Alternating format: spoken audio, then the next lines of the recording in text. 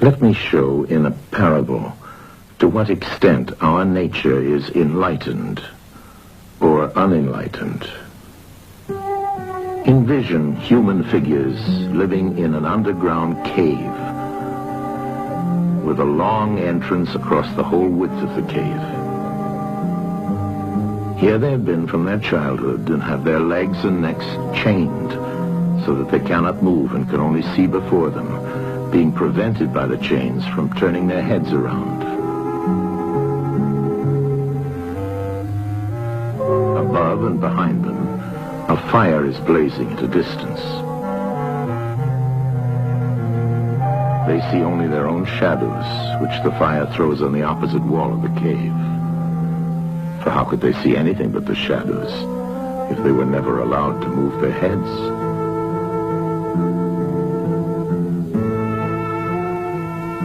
Between the fire and the prisoners, there is a raised way and a low wall built along the way like the screen which puppet players have in front of them, over which they show the puppets. Do you see men passing along the wall, carrying all sorts of articles which they hold projected above the wall? Statues of men and animals made of wood and stone and various materials? Of the objects which are being carried in like manner, they would only see the shadows. And if they were able to converse with one another, would they not suppose that they were naming what was actually before them?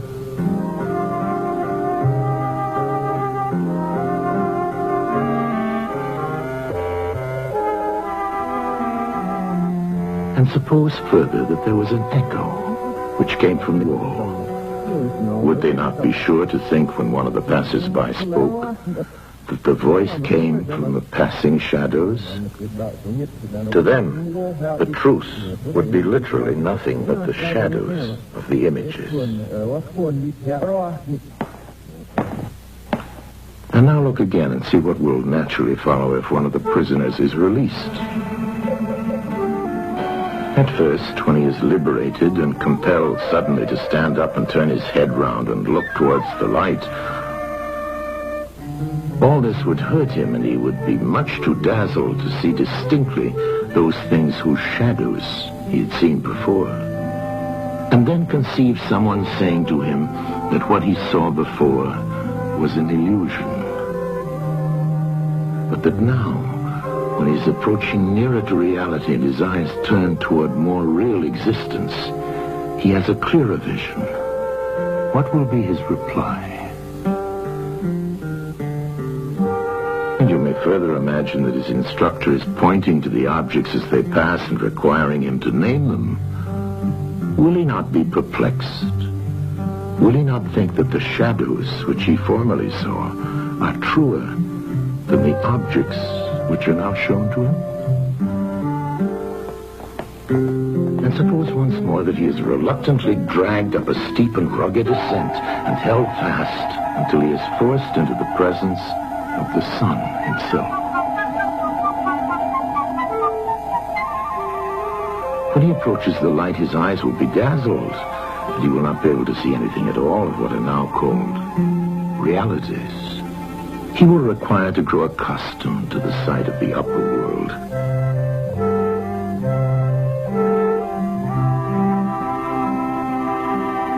And first he will see the shadows best. Next, the reflections of objects in the water, and then the objects themselves. Then he will gaze upon the stars and the spangled heavens and the light of the moon. He will see the sky and the stars by night. Last of all, he will be able to see the sun, and not mere reflections of it in the water, but he will see the sun in its own proper place and not in another. And he will contemplate the sun as it is. Will he not then proceed to argue that it is the sun who gives the season and the years, and is the guardian of all that is in the visible world, and in a certain way the cause of all things which his fellows have been accustomed to behold. Clearly he would first see the sun, and then reason about it. And when he remembered his old habitation and what was the wisdom of the cave and his fellow prisoners, do you not suppose that he would bless himself for the change? Pity them?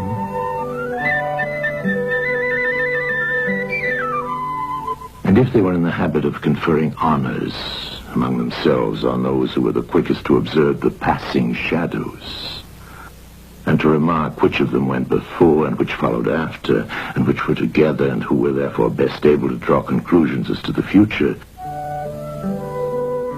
do you think that he would care for such honors and glories, or envy the possessors of them? Would he not say with Homer, "Better to be the poor servant of a poor master, and to endure anything rather than think as they do and live after their manner"? Imagine once more such a one coming suddenly out of the sun to be replaced in his old situation. Would he not be certain to have his eyes full of darkness? And if there were a contest of measuring the shadows, and he had to compete with the prisoners who had never moved out of the den, while his sight was still weak, and before his eyes had become steady, wouldn't they all laugh at him and say he had spoiled his eyesight by going up there, and that it was better not to even think of ascending?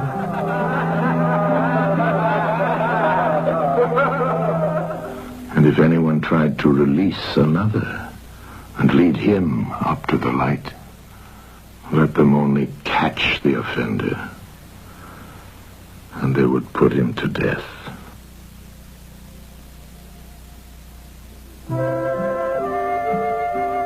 It is the task of the enlightened not only to ascend to learning and to see the good, but to be willing to descend again to those prisoners and to share their troubles and their honors, whether they are worth having or not.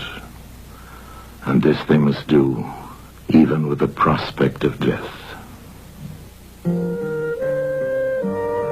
They shall give of their help to one another, wherever each class is able to help the community.